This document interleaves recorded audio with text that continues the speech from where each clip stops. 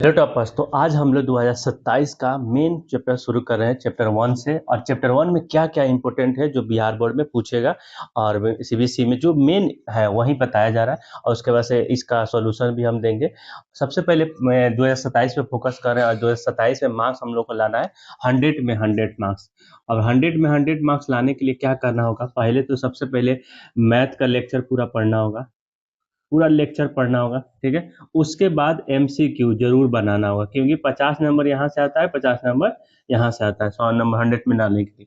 तो एमसीक्यू बनाना होगा। एमसीक्यू बनाने के बाद प्रैक्टिस करना होगा, फिर उसके बाद से मॉक टेस्ट देना होगा।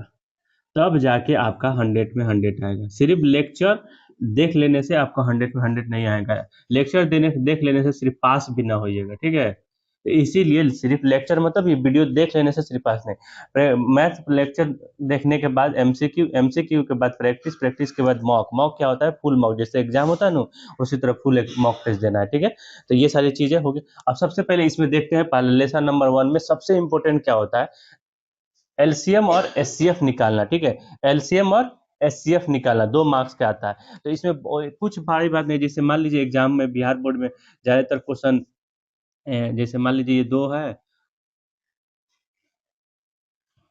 बोला है कि एलसीएम निकालिए 8 का, ऐसे, ठीक है।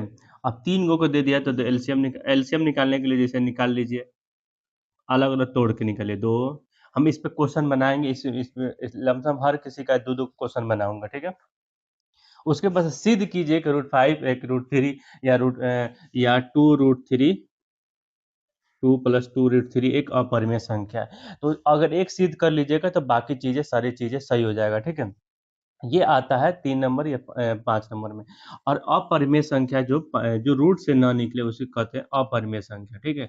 जो रूट से निकल जाए उसको परिमेय संख्या। जैसे बाकी तो परिमेय संख्या ही है, लेकिन जो रूट के अंदर होता है वही एक अपरिमेय संख्या होता है। लेकिन फिर भी उसमें एक और कंडीशन होता है कि जो रूट से ना निकले, जैसे रूट से ये निकल जाएगा 4, 4 क्या होता है? परिमेय संख्या, ठीक है। तो इसीलिए हम लोग को ध्यान रखना होगा कि रूट से ना निकले उसी को अपरिमेय संख्या कहते हैं।